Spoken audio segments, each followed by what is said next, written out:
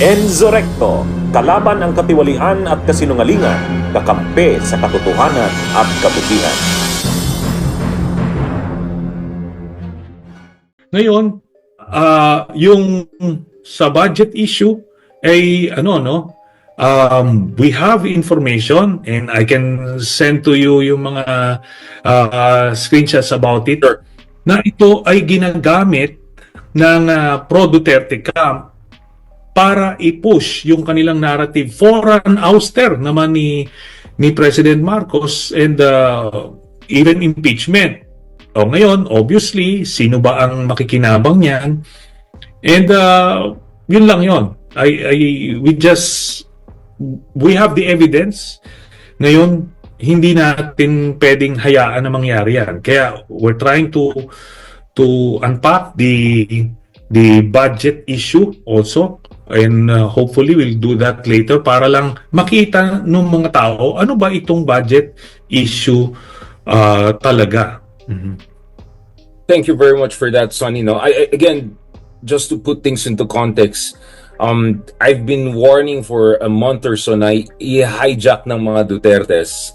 Unfortunately, any genuine, well-intentioned effort ng mga kasama natin pagdating sa kritisismo nila sa administration. Not because ayoko makriticize yung administration, we have to do it, we have to hold them accountable. Yeah. But alam naman talaga natin na nakatenga itong mga Duterte at saka mga trolls nila to exaggerate or even twist or spin even a little hunch of or even a konting intimation of abuse or anything like that. And to be honest, Senator Nes, I think the Dutertes have succeeded to a great degree, di ba? I mean, halos hindi pinag-usapan yung Quadcom, halos yung mga piatos, gano'n, na trending lang nung Christmas time, nung trending lang nung last December. Halos completely shifted. Nakikita ko yan sa analytics. If now you talk about Sara impeachment, kumpara mo dun sa blind item, ang tawag ko dyan, blind item na yan. The momentum has shifted. So, siguro, may mga kasama tayo na hindi natutuwa sa sinasabi natin. Ang point lang naman natin, I think both of us have been saying it, the hard truth is, if Marcos goes down, we're not saying you shouldn't hold him accountable, but if Marcos goes down, the automatic beneficiary will be Sara Duterte as a matter of constitution and for political reasons because they're positioning themselves as the #1 opposition in the coming elections, right, Senator? Yes, that's precisely it, Richard. Kasi ganito, itong impeachment, maliwanag yung mga issues nito. Sabi mo nga, last year, maliwanag sa atin. Ngayon, alam natin kasi nakargado ito. And we know also that the Duterte propaganda machine is it's much more cohesive.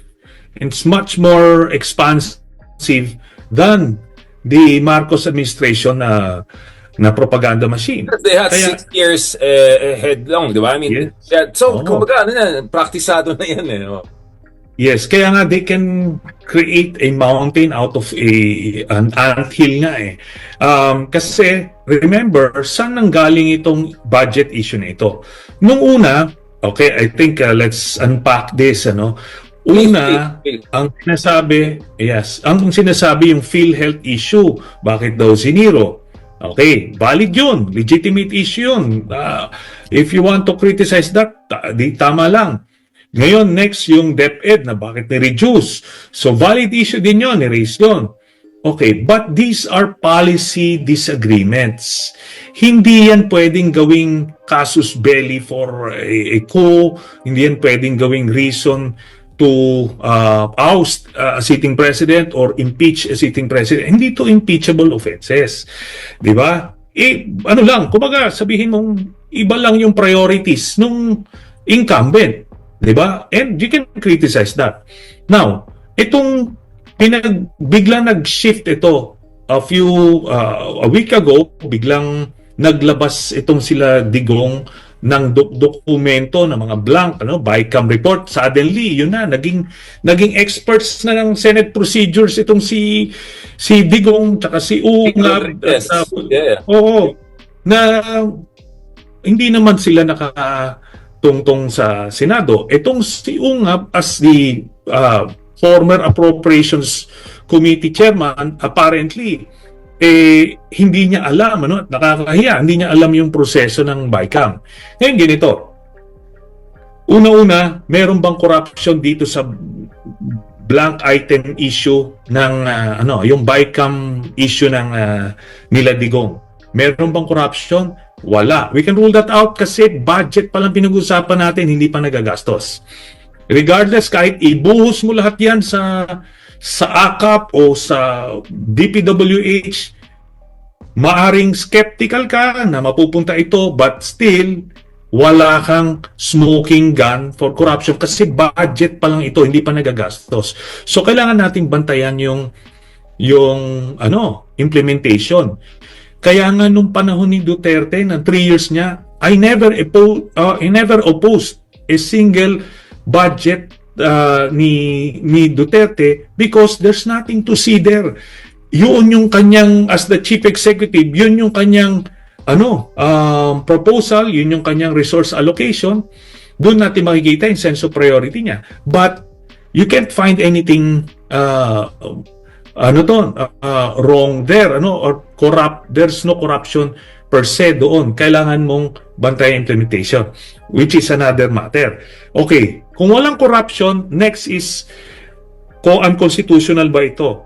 Ngayon, lahat ng mga advocates dito sa issue na to are unanimous in saying na yung enrolled bill ay walang blank items. So therefore, even Justice Carpio himself conceded that there is no blank item. The enrolled version. Therefore, Enrolled version. Yeah. yes, Went to the president. yun yung pinirmahan ng presidente. Therefore, hindi siya unconstitutional. Therefore, hindi siya impeachable. So kung walang krimen, walang corruption, then what are we talking about here? Suddenly, naging eksperto lahat sa BICAM report procedures, blank. Hindi yun pinag-uusapan. Kasi alam nyo sa Senate procedures, very liberal yan, Richard. They can even decide to suspend the rules itself. The Senate rules mismo Yung prerogative, no? Yung prerogative is significant. Because kailangan nila ng parliamentary tactics para ma-navigate yung mga obstacles so that they can accomplish the mission they have before them. So in this case, yung BICAM kasi, para lang magkaroon ng idea, yung mga kababayan natin, bakit nagko-constitute ng BICAM pagka hindi magkaparehas ang House version at Senate version, kailangan nila itong i-resolve through the BICAM. Ngayon, doon sa BICAM, doon po yan. Yung pinakita nilang blanco doon, I can remember when I was attending one of those BICAM meetings, meron niyang silang working matrix or working template, yung mga secretariat, kung ano yung isang column, sasabihin nila, ito yung House version, ito yung isang column, Senate version, so magkakaiba, so ano yung BICAM version na mapag-aagrihan. So pagka napag-agrihan na lahat ng conflicting provisions, then they will move on. Yan, verbal agreement yan, nasa minutes yan. Yung secretariat ngayon ang maglalagay, mag-fill in the blanks doon as agreed upon. Hindi yan pwedeng yung Senate staff ng budget, they will come up with random numbers to put in there. Hindi po pwede yun. Kasi wala silang paghuhugutan nun. Hindi pwedeng magdikta rin yung Senate President o kung sino. Kasi why would they do that when they can do that legally sa BICAM itself? Correct. Di ba? Correct. Also, meron yung, sa Senado, part ng procedure, kunyari yung resolution, if I filed a resolution or somebody would file a resolution na medyo maganda yung gustong sabihin, pero may mga whereas paragraphs na hindi maayos pagkasulat, so a-approve ng mga senador yan subject to style. Meaning, after na approve nila, doon pa lang gagawin ng staff, i-reward nila, and yun ang pipirmahan ng Senate President. So, it's so liberal. Basta't ang bottom line dito, even the BICAM report itself, hindi naman nire-report yan sa plenary. Yung BICAM chairman lang ng Senate side ang magre-report, sasabihin niya, ito yung napag-usapan, then they will vote on it. Kung ikaw, senador, naduda ka doon sa mga nangyari doon, then you can always object and request for a clean copy from the budget staff ng Senado. Bibigyan ka niyan. Doon mo re-reviewin. Pagka hindi ka nag-object, hindi ka nag-demand nito, therefore, nagbigay ka ng consent. So yun na ngayon. At yun naman yung, kumaga, ang enrolled bill, ito na yung post-ratification document. Yung BICAM report na sinasabi nila is a pre-ratification document which doesn't count. Kasi, ano yan yung sinasabi madalas na yung BICAM daw is the third chamber kasi after daw ng BICAM, whatever was decided on, diretso sa Malacanang, hindi totoo yun. Babalik siya sa respective houses for approval finally nung napag-usapan para may incorporate na yung mga amendments na yun doon sa bill itself. So, it's procedural. I think the Supreme Court won't even touch it kasi mag-encroach sila sa jurisdiction ng legislature. So essentially, Senator, what we're saying is that obviously, yes, we had Justice Carpio on this show the other night lang and sabi niya, yes, walang sabit si BBM dun sa enrolled version, the final version, kasi malinis yan, clear-cut yan. So what you're saying is that yung pinapakita nila Vic Rodriguez, just to be clear, ito yung mga tao na tinanggal ni Marcos, so obviously bitter itong mga taon to. Ang pinakita nila is just a snapshot of a working documents na pinag-usapan ng dalawang chamber. And what you're saying is that the way the Senate works, the way this bicameral works, yes, may mga working documents yan. Kaya minsan may mga blank talaga literally kasi you're gonna go back and forth, negotiate. So what you're saying is that so this is not just exaggeration. This is really falsification and fake news, right? It's not just making a mountain out of an anthill, it's making an asteroid out of an anthill. Yes, that's precisely it. At nakakalungkot dito, si Justice Carpio na mismo nagsabi, he basically cleared President Marcos dito sa issue na to, and yet, the way they are presenting it, dun sa kanilang posters ng invitation, ando dun yung mukha ni President Marcos na accountable daw dapat lahat. Si President Marcos, si Duterte, sila siya na mismo nagsabi na hindi. So, alam mo ano ito, unwittingly, nakakargahan sila nung Duterte. So, the one I saw is like gitna si Martin Romualdez na malaki, tapos si Sara lang and BBM on the side. So yun yung parang, which for me, diba?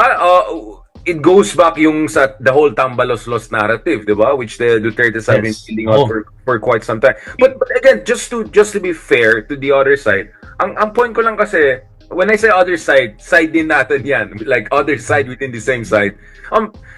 But the thing kasi is, umamin din si BBM last December pa lang na parang may problema dito sa budget kaya sabi niya he might veto it or he will veto it. So it's not like walang recognition si Presidente na may mga pagkakulang or may mga sablay, if some would even say dun sa budget na yan. What do you have to say about that? Is it because the president was transparent enough to recognize that there are mistakes, or some would say the president was transparent enough but didn't do enough about it, and some are saying maybe the Zaldico removal, I was just in Bicol when it happened, people were saying maybe it's part of, Malacanang saying, hey, baka ayusin nyo naman dyan. What I'm saying here, Senator, is, okay, I understand where you're coming from. I actually agree with your version of this. And you come from Senate, you know how things work. And I trust Senator Riza Ontiveros among others who agree to this. So, tatak na yan, certified. Ang akin lang is, nevertheless, we cannot deny na parang may problema dito sa budget na yan, that even BBM had to admit that he had to veto it or at least consider vetoing it. What do you have to say about that angle? Because I think that's a fair angle for us to explore. Which is part of the process, which is part of the powers of the president to veto yung mga items na hindi siya in agreement with, di ba? So part ng trabaho ng legislature to make amendments, pero may power yung presidente to veto that, and that power was exercised. So ang tanong nga dito is since walang corruption issue, kasi nga hindi pa nagagastos yung pera budget pa lang ito, at walang unconstitutional na nangyari, therefore walang impeachable offense nangyari. So why are we elevating this issue to the level of the impeachment offenses ni Sara Duterte? Because Diba? of false equivalence. I think, honestly, I think what's happening here is, ang sinasabi ng mga kaibigan natin, or ang in-imply dito is, parehas lang naman Duterte, ganun din, Marcos, parang ganun. Actually, if you talk to the average Juan de la Cruz, parang ganun ang sasabihin parehas lang palang kurakot lahat which for you is dangerous, right? Kasi you're creating a false equivalence here. Yes, and at this point in time, we cannot generalize. Kailangan natin specific. Kung may issue ka ng corruption, name the amount, magkano ba yung ninakaw. Then pagka nakita natin na totoo yan, we embrace that as a cause. We stick to that figure. Hindi yung general na, hindi, magnanakaw sila lahat, kailangan nilang mawala lahat sa posisyon. Hindi pwede yun. And ikuha ko lang, Richard, kaibigan natin yan si Father Robert Reyes. Mahaba ang pinagsamahan namin dyan. And I feel bad na may ganitong disagreement or misunderstanding. Tapos si Justice Carpio, kaibigan din natin yan. Si Prof. Chelo, kaibigan din natin. But ang sinasabi ko nga, unwittingly, ginagamit sila nung kabilang side, nung Duterte camp. Biruin mo, ang naglalabas nitong mga issue na to is Duterte himself. Taking the cue from the guy, the whole propaganda machinery activated. Kaya makita mo yung mga trolls, isa yung message. Tapos they hide behind the statements of Raul Manuel, this and that, personality, para masanitize yung kanilang, at malegitimize yung kanilang issue. But then, when you unpack it like this, ano ba yung kausa dito? What was violated? Ano yung krimen? Who committed the crime? Kaya nga sinasabi mo, di ba sabi natin, Richard, si Senator Risa was sitting doon sa bicameral Exactly, conference that's committee. my point, yeah. And we trust her Yes. na gagawin niya yung tama. And wala siyang sinasabi na maling prosesong nangyari. So, ganon. Si Sen. Frank Drilon, sabi din niya, wala ring blanco yung enrolled bill. And sabi ko nga, well within the flexibility of the House and the Senate. Nakikita natin yan, yung pag-suspend na lang ng rules, it's not even in the rules. But you can suspend it because the majority prevails. Pag sinabi nila na, para ma-navigate mo lang yung mga legislative obstacles, they exercise. Ito yung mga tinatawag na mga parliamentary tactics na kailangan. Actually, I raised it also with Justice Carpio the other day na baka naman working draft lang yan. Some people are going back and forth, making notes, negotiating, and someone just took a snapshot. Sino bang nag-leak yan? Meron ba tayong idea? Or is it normal for people to have a copy of that? Was there some going on? May black ops pa nangyari dyan? Ganito kasi, palagay ko hindi naman na-leak yan. Kasi they didn't think much of it. Kasi yung BICAM report, hindi naman yan siniseryoso. Verbal ang presentation nito, ang report nito sa Senado, sa plenaryo. Hindi yung some document. Wala po yan. Ngayon, ganito po nangyari dyan. Yung BICAM, sa sobrang, minsan natatapos siya madaling araw, mga alas 4, alas 5 ng madaling araw. Tapos, ang importante sa kanila, pag napag-agrihan na nila, and it's in the minutes, yung tinatranscribe sa TSN, doon na kung ano yung mga figures na conflicting, na na-resolve. So, pagka nag-agree na sila lahat, sige na, let's adjourn. Automatic, yung team, finance team ng House and the finance team ng Senate will incorporate all those amendments that were agreed upon during the BICAM. So therefore, mangyayari talaga na kahit blanco yan, but alam na nila yung napag-agrihan doon. At yun ang magpe-prevail. Di ba? And ito yan, ni isang advocate ang nagsabi na yung nakasulat sa enrolled bill is different from what was agreed on during the BICAM. Nothing. Nobody. Wala nagsabi nun. So kung gano'n, ibig sabihin, wala tayong pinag-uusapan. So ngayon, ano ba to? So, what is this issue? I was talking to one of the organizers nitong afternoon rally na ito, convinced me na ito ay talagang issue to na ganun kabigat na kailangan natin itapat dun sa mga atraso ni Sara Duterte. Hindi masabi kung magkano yung nanakaw kasi nga wala eh. Hindi nagsabi na impeachable offense to. Biruin nyo, BICAM procedures, Senate procedures ang kini-question. Yeah. I mean, just to put it, some of our friends would even say that this is the worst budget ever, something like that. I mean, you were there when Duterte was the president. If you look at the Philippine corruption ranking, we were worst actually in 2021. May isang mag-blind item na lang ako dito. May ibang kaibigan tayo dyan na paping-pink nung 2022, tapos ngayon post ng post Philippine corruption ranking. So actually, our ranking was worse during Digong's time, right? In 2021. If you look at our budget during pandemic, napakalaki ng discretion ni Presidente. Halos we had even our friends from Makabayan on this show who said that, nung time ni Digong, halos parang wala nang bidding na diba? Yung Farmali, yung mga ganyan. Can you just remind, kasi again, I think some friends may have jumped the gun in a sense that parang wait lang. Before we make big judgments about BBM, let's just not forget what was happening just few years ago during Duterte. Well, Justice Carpio, I know where he was during Digong's time. A lot of us were holding the line in our own ways. Yung iba, hindi ko alam. Yung iba biglang lumitaw ngayon. But just to remind people, is this really the worst budget? Wasn't it so much worse during Digong's time? Yung mga ganyang labels, alam mo na may propagandang may propaganda machinery na nagano kasi nililabel na eh. Para ngayon, worst. Ulitin mo yan. People will actually believe it. Pero alam mo, pag nagsabi ka ng worst or the most corrupt budget, ano yun eh, parang nagre-reflect badly sa yun kasi you don't know what you're talking about. Kasi ito budget, wala kang makikita dyan na